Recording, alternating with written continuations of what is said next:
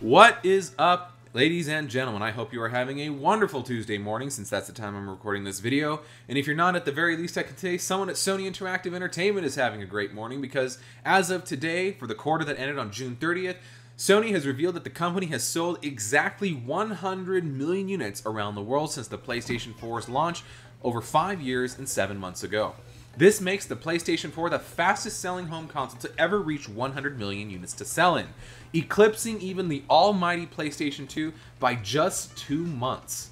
According to a chart posted by Daniel Ahmed on Twitter, the PlayStation 4 continues to keep its own pace when it comes to lifetime software sales in comparison to the PlayStation 2, and despite the fact that the system's hardware is slowing down in terms of its overall sales because of the impending launch of the PlayStation 5 in the next year holiday season, the pace at which the PlayStation 4 is still selling is still somehow outpacing the PlayStation 2, even if it is just by 2 months.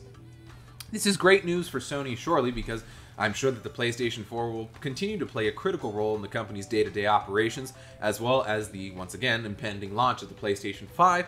But one thing that has also been mentioned in this article is that for the first time, digital software sales have exceeded the sales of physical discs.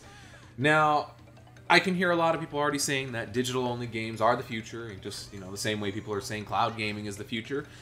And while that's all fine and dandy because digital games offer a much bigger convenience to the general consumer because, God forbid you have to take a disc out, swap a disc, and go put it back in its case. My goodness, I'm clutching my pearls at the thought of that.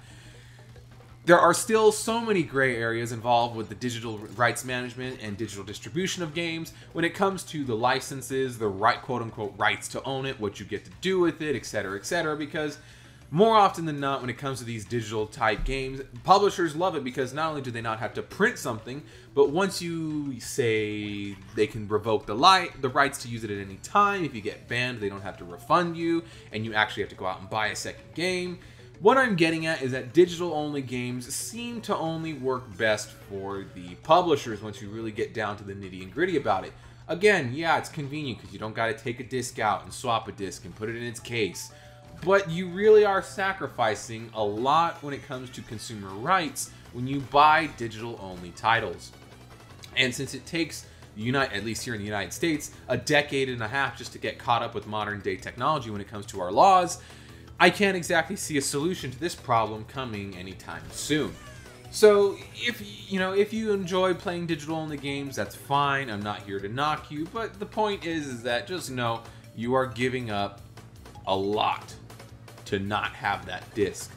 And maybe that's just me being old-fashioned, but it is what it is. Many a times I've read stories about people getting banned off of the PlayStation Network and Xbox Live and not getting refunded in all of their digital purchases going with their account. Even people who get hacked, all of their stuff goes with the account. There is no way for them to recover it other than just ponying up and buying all their content again. And let's be honest, who wants to do that?